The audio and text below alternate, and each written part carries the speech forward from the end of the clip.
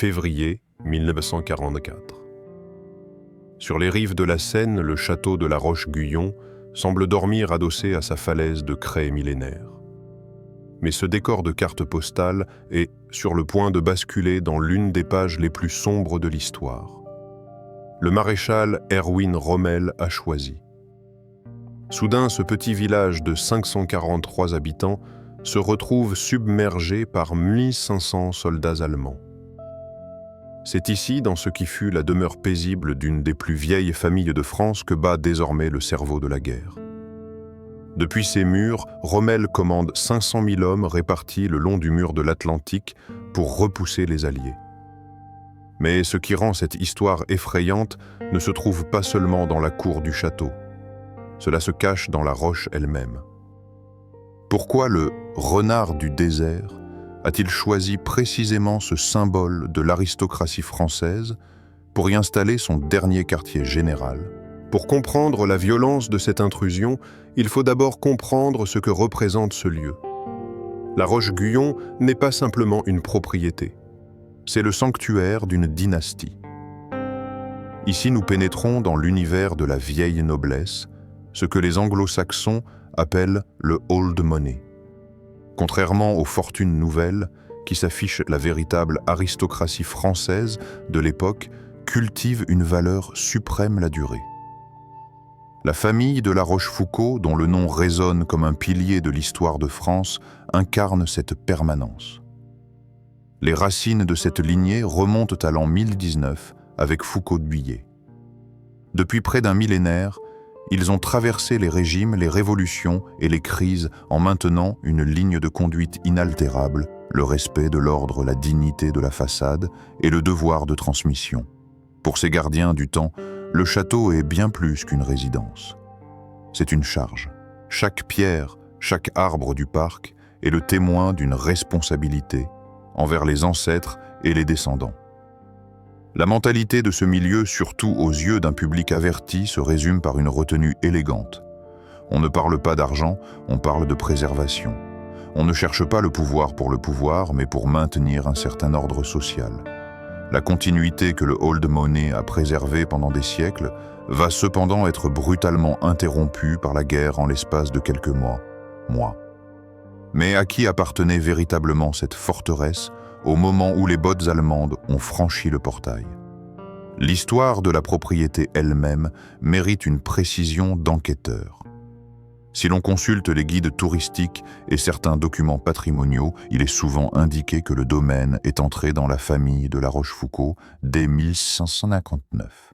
Cependant, d'autres recherches, notamment anglo-saxonnes, nuancent cette date en précisant que c'est par le jeu des alliances matrimoniales en 1669 que le destin du château s'est irrévocablement lié à ce nom illustre.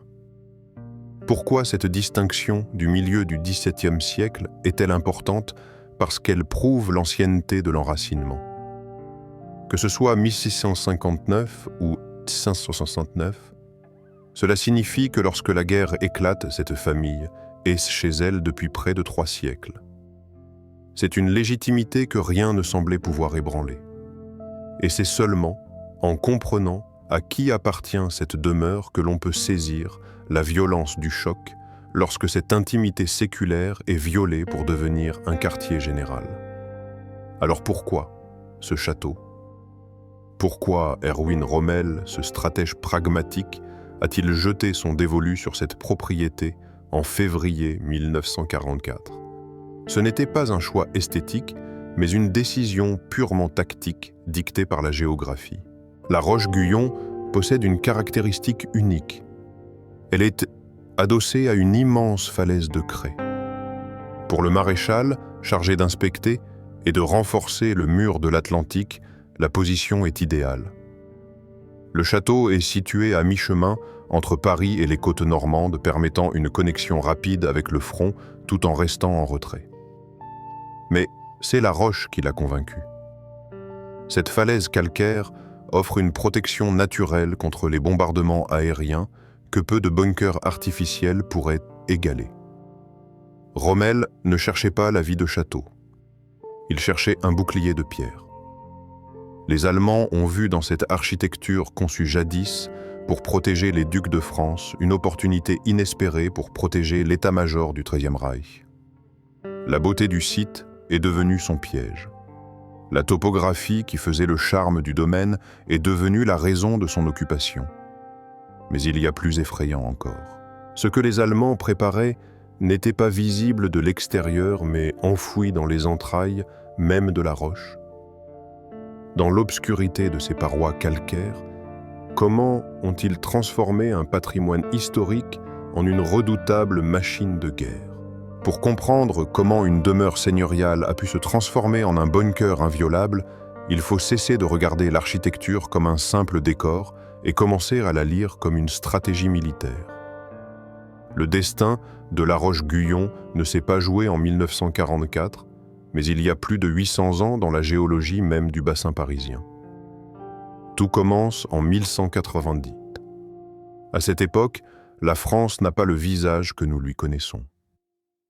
Le roi Philippe Auguste, stratège redoutable et bâtisseur de l'État, a une obsession, la sécurité de ses frontières.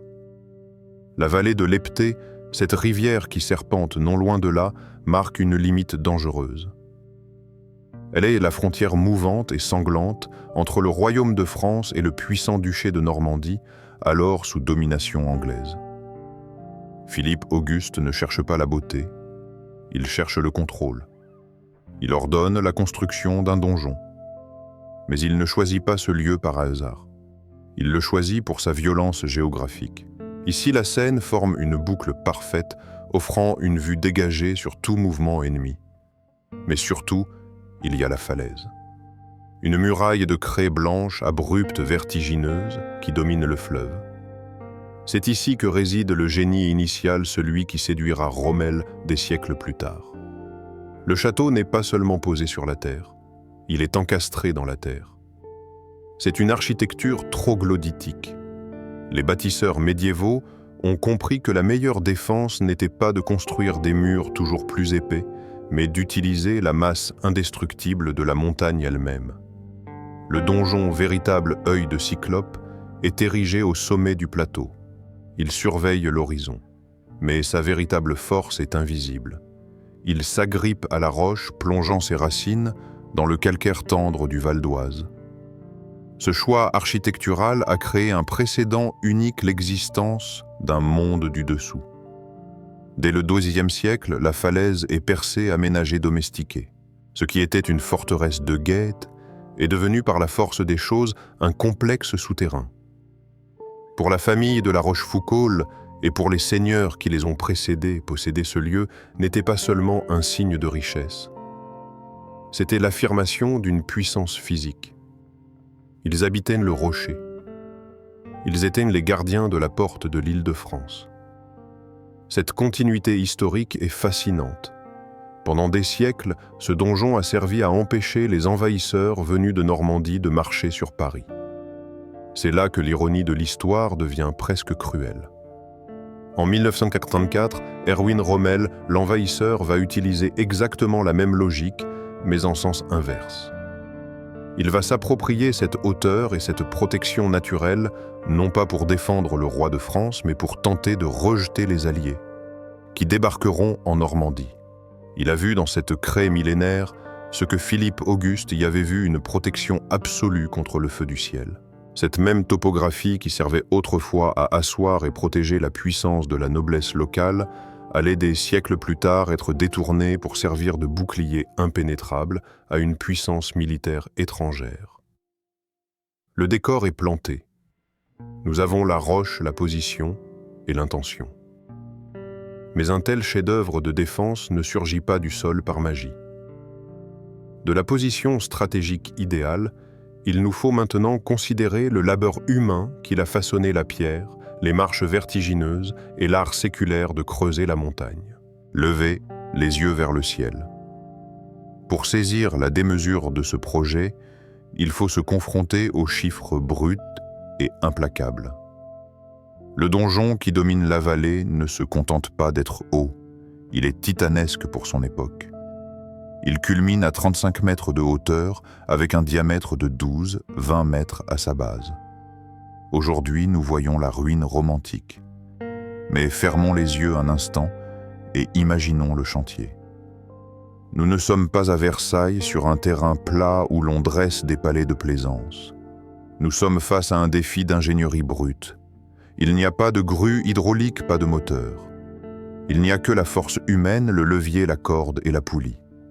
La construction de la Roche-Guyon est une guerre contre la matière. Il a fallu extraire la pierre, la tailler, la hisser. C'est un travail de fourmis géantes réalisé par des centaines d'ouvriers anonymes, tailleurs de pierres maçons manœuvres qui ont consacré leur vie à ériger cette sentinelle. La blancheur de la pierre que vous voyez aujourd'hui est le fruit d'une sueur séculaire. C'est une industrie prémoderne, lourde, lente, où chaque mètre d'élévation représente des mois d'efforts collectifs. Mais le véritable exploit, celui qui donne des frissons, n'est pas celui qui monte vers le ciel, c'est celui qui descend dans les ténèbres. La particularité unique de ce château réside dans sa liaison ombilicale avec la falaise. Les bâtisseurs ne se sont pas contentés de poser une tour sur un rocher.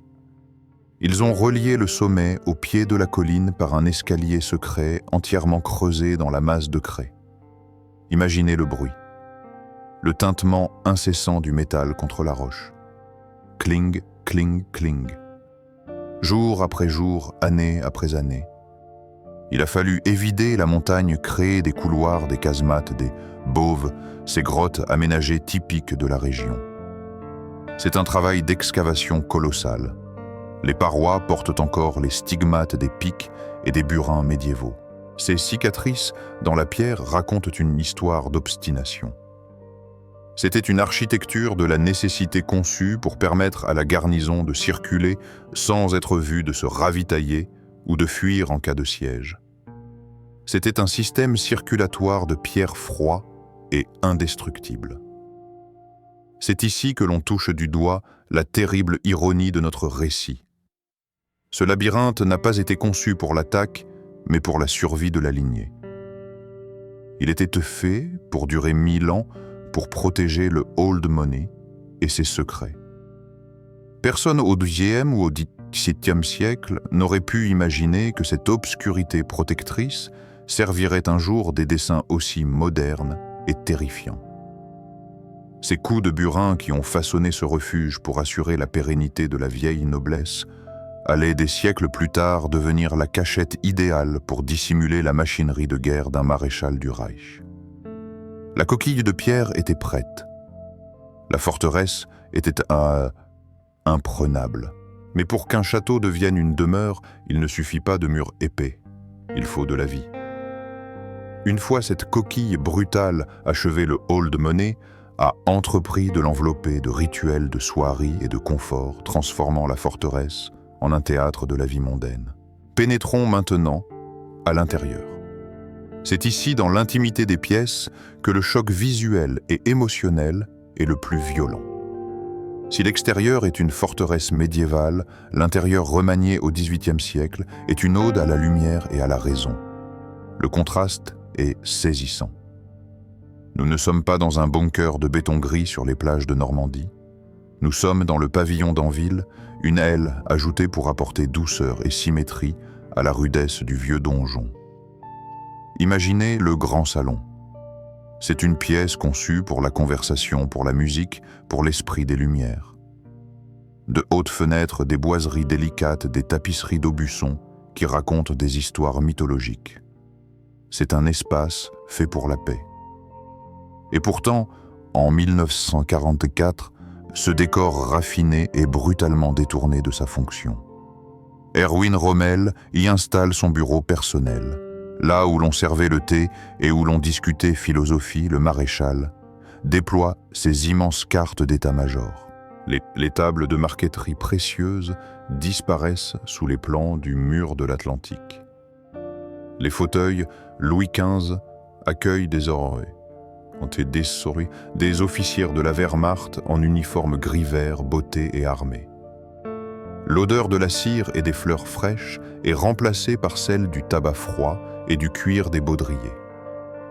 C'est une image d'un surréalisme total. La guerre la plus technologique du XXe siècle se planifie sous les ors d'un palais d'Ancien Régime.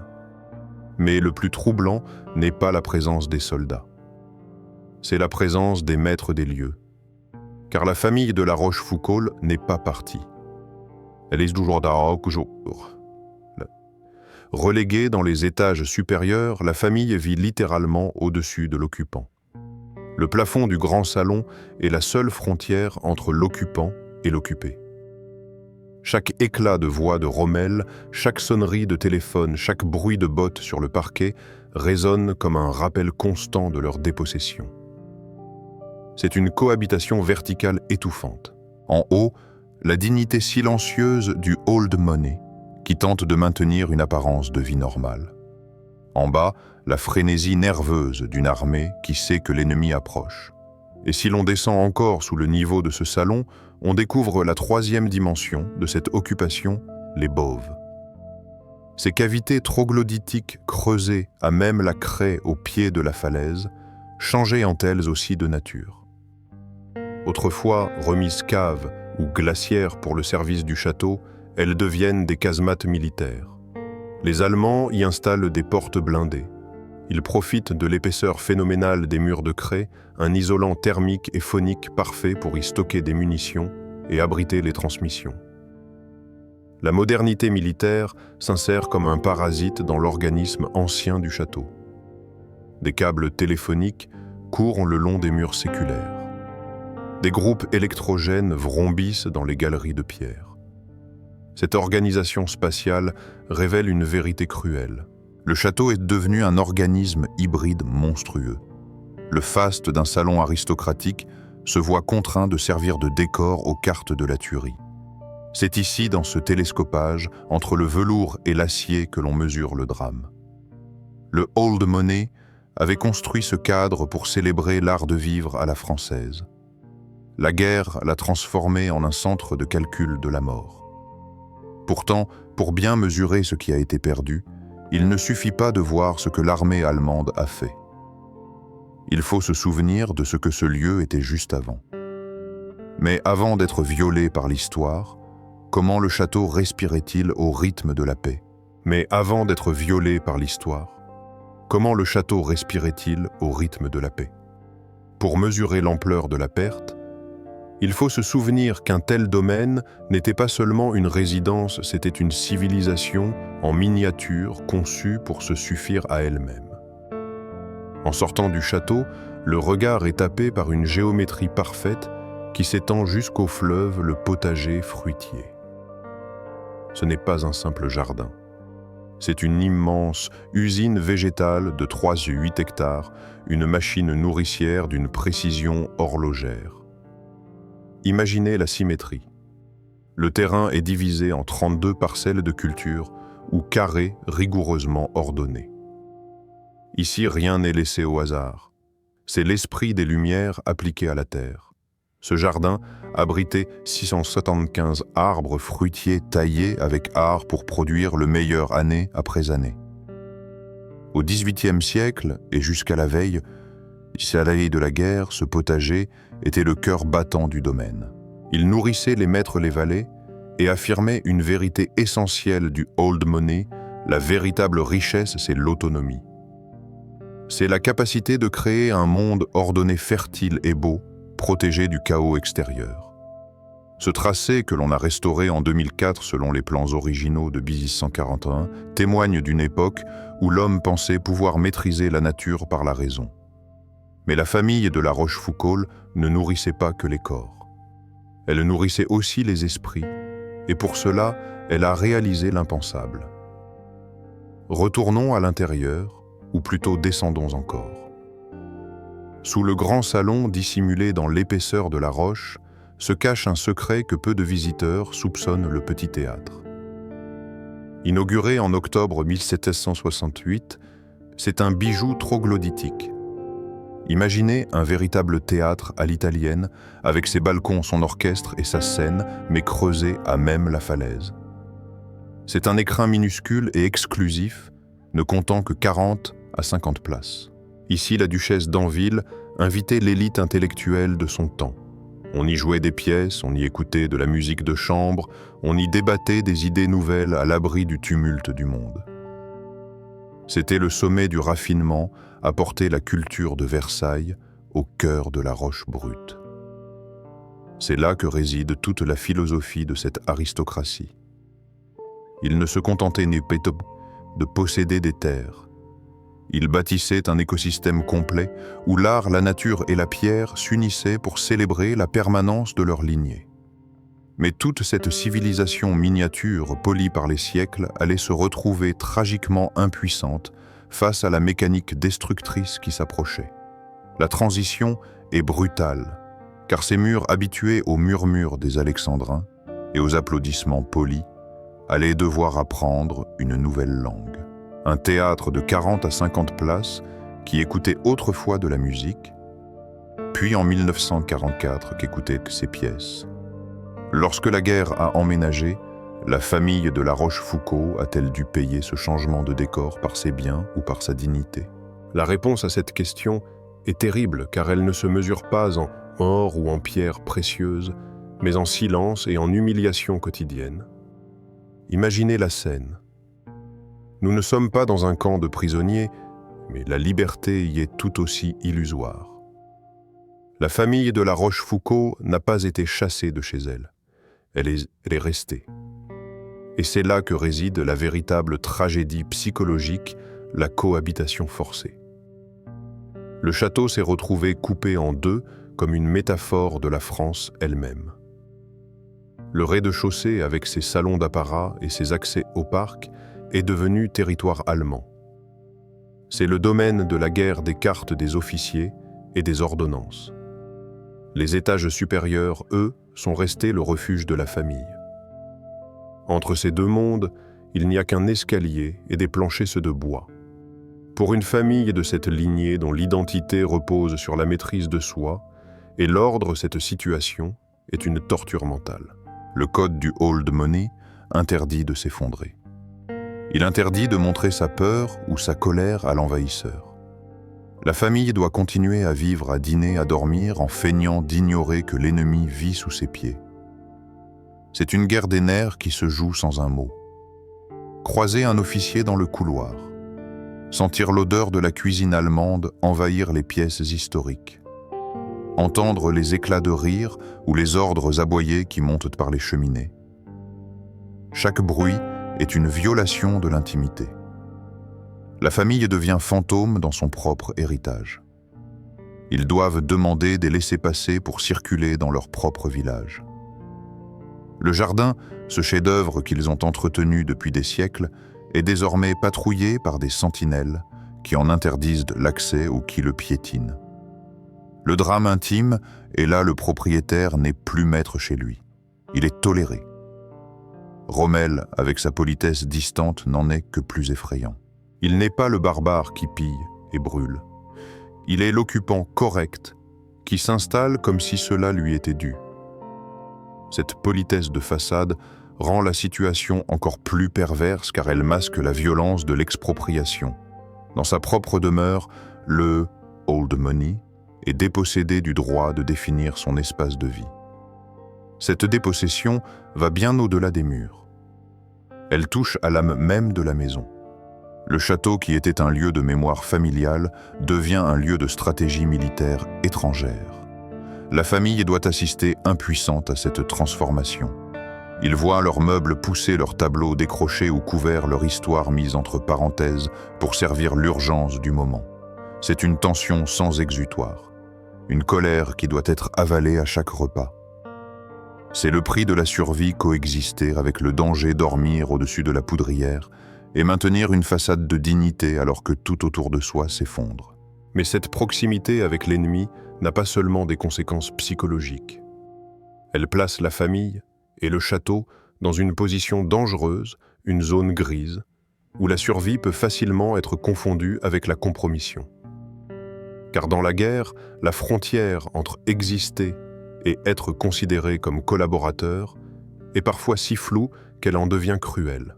C'est ici que notre enquête pénètre dans une zone encore plus trouble, une zone où l'histoire cesse d'être binaire. Si la cohabitation physique était une torture, la promiscuité politique allait devenir un piège moral redoutable. La Roche-Guyon n'était pas seulement un dortoir pour l'état-major. Au printemps 1944, le château est devenu l'un des centres névralgiques les plus secrets et les plus dangereux d'Europe. Mais pas seulement pour la guerre contre les Alliés. Il faut se pencher sur les archives et les mémoires locaux pour comprendre ce qui se tramait réellement derrière les volets clos. Le château est devenu le théâtre d'une double trahison. D'un côté, on y planifiait la mort des soldats américains et britanniques. De l'autre, on y murmurait la chute d'Adolf Hitler. Les murs du château ont entendu des conversations qui auraient pu changer la face du monde. Rommel, désillusionné par la folie du Führer, recevait ici des visiteurs étranges. Des généraux comme Karl Heinrich von Stülpnagel ou son chef d'état-major Hans Speidel. Selon certaines chroniques locales et les récits de l'époque, c'est dans cette atmosphère feutrée peut-être, lors de ce que l'on pourrait appeler des dîners de conjurés, que l'ombre de l'attentat du 20 juillet contre Hitler a plané. C'est là que réside le scandale, ou du moins l'extrême ambiguïté de la situation. Le old money, représenté par la famille, se retrouve témoin involontaire, ou du moins auditeur passif d'une conspiration interne au régime nazi. Ils ne sont pas acteurs, mais ils sont là. Ils sont le décor de cette tragédie wagnérienne. Mais pour les 543 habitants du village en bas, cette nuance n'existe pas. C'est ici que nous touchons le point d'inconfort le plus vif de notre récit. Vue du village, vue de la France, occupée et affamée, que voit-on? On voit les lumières du château briller tard dans la nuit. On voit les limousines noires aller et venir. On voit une apparente normalité entre l'aristocratie française et l'élite militaire allemande. Dans la guerre, la frontière entre survivre et être considéré comme collaborateur est parfois si floue qu'elle en devient cruelle.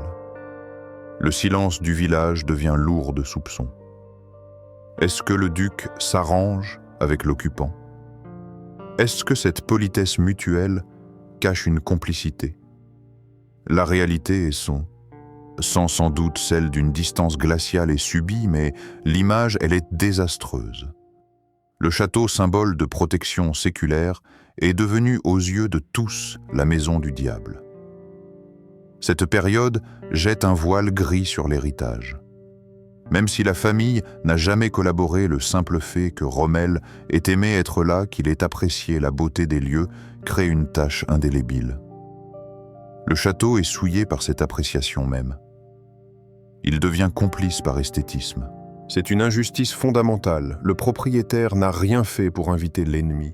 Mais l'ennemi s'est senti si bien chez lui que la rumeur ne peut s'empêcher de murmurer. La guerre ne se contente pas d'occuper les lieux. Elle confisque aussi le droit à l'innocence de l'honneur aristocratique. Le destin, cependant, allait se charger de rompre cette ambiguïté de la manière la plus violente qui soit. L'orage qui s'accumulait au-dessus de la Normandie allait bientôt s'abattre sur la pierre et le sang allait remplacer les cartes d'état-major. Mais le coup de grâce ne viendrait pas d'où l'on pensait, et le maréchal lui-même n'était pas au bout de ses surprises. Des bombes inutiles, une absence fatale et une voiture mitraillée sur une route de campagne. Comment la fin de règne a-t-elle précipité le château dans le chaos? Mais le destin est capricieux. Alors que le monde retient son souffle, le château va connaître un moment de solitude vertigineuse, une ironie du sort digne d'une tragédie grecque. Le 6 juin 1944, à l'aube, lorsque l'horizon normand s'embrase sous le feu de l'armada, allié le bureau de Rommel à la Roche-Guyon est vide. Le téléphone sonne dans le vide. Le maître du mur de l'Atlantique n'est pas là. Il est en Allemagne, à Erlangen, pour célébrer l'anniversaire de sa femme et tenter de rencontrer Hitler. Pendant quelques heures cruciales, le cerveau de la défense allemande est déconnecté du corps de l'armée. Le château, qui avait été transformé en centre nerveux, redevient soudain une coquille inerte face à l'urgence. L'histoire s'accélère, mais elle se joue désormais sans lui. Le 17 juillet 1944, le glas sonne définitivement pour les ambitions allemandes en ces lieux. Sur une route près de Vimoutier, la voiture de Rommel est mitraillée par 2 avions alliés. Le renard est grièvement blessé, évacué fini. Dans la panique qui suit, l'état-major plie bagages. Les cartes sont roulées, les machines à écrire emportées. Le château est abandonné par ceux qui l'avaient squatté. On pourrait croire que le calvaire de la pierre s'arrête là, avec le départ des bottes ennemies. C'est le contraire qui se produit. C'est une fois vide que le château va payer le prix le plus fort. Le soir du 25 août 1944, alors que la libération est proche, le ciel se déchire à nouveau. Ce que les historiens locaux appelleront plus tard un bombardement inutile s'abat sur le domaine. Les Alliés, cherchant à couper la retraite allemande ou à détruire des dépôts de munitions supposés, larguent une pluie de fer. Les chiffres sont brutaux, 64 bombes tombent sur le site. 8 frappent le château de plein fouet. Alors que l'occupant a fui la guerre présente sa dernière facture au Old Money, non pas une reddition, mais une mutilation physique. Les écuries du XVIIIe siècle, fierté architecturale, s'effondrent. Les toitures sont éventrées. Le commun est dévasté. La poussière de craie et de gravats recouvre les parquets où Rommel arpentait sa stratégie. C'est une vision de désolation, le patrimoine qui avait survécu à l'occupation morale succombe à la destruction matérielle. L'intégrité physique du domaine préservé depuis des siècles est brisée en quelques minutes. Le silence qui retombe sur la Roche-Guyon après le raid n'est plus celui de la peur, c'est celui de la ruine. Commence alors pour la famille de la Rochefoucauld une autre forme de guerre plus longue, plus silencieuse et infiniment plus coûteuse, la reconstruction. Il ne s'agit pas simplement de balayer. Il s'agit de cicatriser la pierre. Le calendrier des travaux témoigne de l'ampleur de la blessure. Il faudra attendre 1946 pour relever la tour carrée, 1948 pour restaurer l'escalier d'honneur et la chapelle profanée par les débris. Les intérieurs ne retrouveront leur âme qu'entre 1948 et 1953. Les écuries ne seront relevées qu'en 1956 et les communs en 1959. 15 ans. Il a fallu 15 ans pour effacer les traces de quelques mois de folie. C'est là que l'on mesure la fragilité du patrimoine face à la brutalité industrielle de la guerre moderne. Mais le coup le plus dur pour le Old Money ne vient pas toujours des explosifs. Une fois les murs relevés, une fois les toits réparés, une autre menace invisible, celle-là, a commencé à ronger les fondations de l'héritage. Mais le deuxième coup porté au Old Money ne vint pas des bombes, mais de ce qu'on appelle l'après. Après la guerre, la famille a-t-elle réellement récupéré? Le château, ou n'a-t-elle récupéré qu'une blessure? Le silence est revenu sur la vallée de la Seine. Les uniformes gris sont partis, les gravats des bombardements ont été déblayés, et les échafaudages de la reconstruction ont fini par être démontés. Mais pour le château de la Roche-Guyon, la paix n'a pas signifié le retour à l'âge d'or. Elle a marqué le début d'une nouvelle érosion plus lente, plus insidieuse, mais tout aussi impitoyable que l'occupation militaire. La famille de la Rochefoucauld a effectivement récupéré ces murs, mais le monde dans lequel ces murs avaient un sens avait disparu. L'après-guerre a été une période de lutte silencieuse pour la survie. Il ne s'agissait plus de résister à l'envahisseur, mais de résister à la modernité économique. Entretenir un colosse de pierre, chauffeur des pièces immenses, maintenir des toitures titanesques, la charge est devenue écrasante pour une aristocratie dont les fondations financières avaient été ébranlées par le conflit et les changements sociétaux. C'est ici que se joue le deuxième acte du drame du Old Money.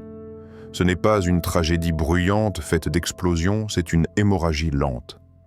Le château qui avait réussi à traverser la Révolution française et 2 guerres mondiales en restant entier, a fini par subir une blessure irréparable, non pas dans sa structure, mais dans son âme matérielle. En 1987, une date qui résonne douloureusement pour les amateurs de patrimoine, une dispersion a eu lieu. Ce terme élégant, utilisé dans les salles de vente, cache une réalité cruelle, la vente aux enchères d'une partie du mobilier et des souvenirs historiques. Des objets qui étaient là depuis des siècles, qui avaient vu passer les ducs, les philosophes des Lumières, et même l'ombre de Rommel ont été disséminés aux quatre vents. C'était une rupture de la mémoire physique. Le château restait debout fier sur sa falaise, mais à l'intérieur, le fil de la continuité s'effilochait. Les pièces se vidaient de ces témoins muets qui faisaient l'intimité d'une demeure habitée. Lorsque la guerre s'est éloignée, le temps a continué d'éroder le old money par ces fêlures invisibles que sont les droits de succession et la pression économique. Pourtant, le château a refusé de mourir. S'il ne pouvait plus être la résidence exclusive d'une lignée, il devait se réinventer. Il devait changer de fonction pour survivre. De forteresse privée, il est devenu un sanctuaire public. La gestion est passée à un établissement public de coopération culturelle, une manière moderne de dire que la nation est venue au chevet de l'histoire. Et c'est là que le miracle de la résilience s'est produit. Pour faire revenir la vie, on ne s'est pas contenté de rouvrir des portes. On a fait repousser la terre. En 2004, un projet magnifique a vu le jour, la restitution complète du potager fruitier. Ce n'était pas du jardinage, c'était de l'archéologie vivante. On a redessiné les 32 parcelles exactes du XVIIIe siècle. On a replanté 675 arbres fruitiers. Aujourd'hui, quand les visiteurs arrivent, ils ne voient pas seulement une ruine militaire. Ils voient des poiriers, des pommiers, des légumes anciens. Ils voient la vie qui a repris ses droits sur la zone de guerre. Ce jardin est devenu le poumon vert qui permet au château de respirer à nouveau, attirant des milliers de curieux qui viennent chercher peut-être inconsciemment une preuve que la beauté finit toujours par gagner. Le site internet officiel et la communication du château martèlent désormais un slogan fier « 1000 ans d'histoire ». C'est une tentative noble de reprendre la main sur le récit. On met en avant les figures tutélaires de l'esprit des Lumières qui ont fréquenté ces lieux comme Turgot ou Condorcet. On essaye de diluer les quelques mois de l'occupation nazie dans 10 siècles de grandeur française. On veut que le visiteur reparte avec l'image des philosophes, pas seulement avec celle du maréchal. Mais soyons honnêtes, lorsque l'on marche dans le grand salon ou lorsque l'on descend dans les boves obscures, le frisson est toujours là.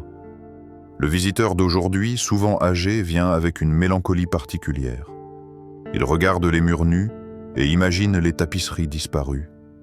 Il regarde les casemates vides et entend l'écho des bottes. Il y a un sentiment de gâchis, mais aussi d'immense respect. Le château est là, il est blessé, il est en partie vidé. Il est cicatrisé, mais il est debout. Il est devenu un musée de la survie. Il nous enseigne que le old money, malgré sa puissance apparente, n'est que le gardien temporaire de pierres qui le dépassent. La Roche-Guyon est aujourd'hui un espace apaisé, mais c'est une paix mélancolique. C'est la paix de ceux qui ont tout vu et qui ont payé le prix fort pour rester debout. Mais en quittant les lieux, en jetant un dernier regard sur ce donjon qui a défié les siècles, une question persiste plus lourde que la pierre elle-même. Alors, au bout du compte, la Roche-Guyon est-il le symbole d'une victoire du patrimoine, ou le rappel constant que tout héritage peut être confisqué?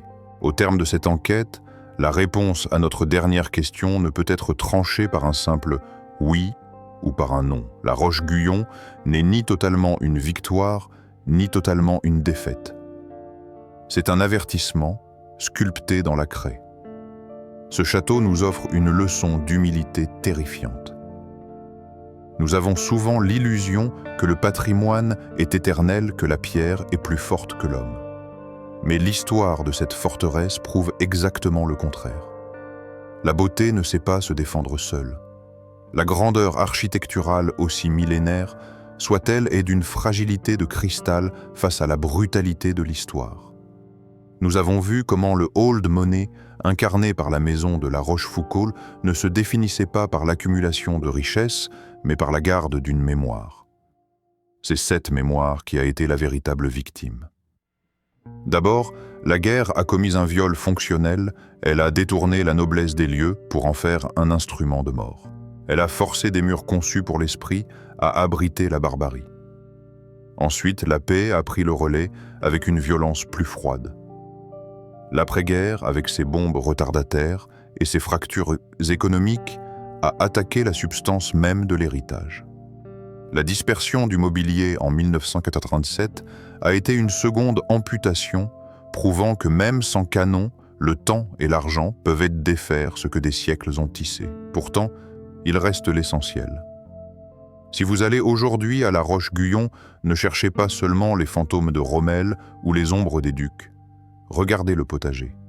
Regardez ces 675 arbres fruitiers qui fleurissent à nouveau chaque printemps. C'est là que réside la morale de notre histoire. Le château a survécu, non pas parce qu'il était imprenable, nous avons vu qu'il ne l'était pas, mais parce que des hommes et des femmes ont décidé qu'il ne devait pas mourir. L'héritage n'est pas un droit de propriété inaliénable.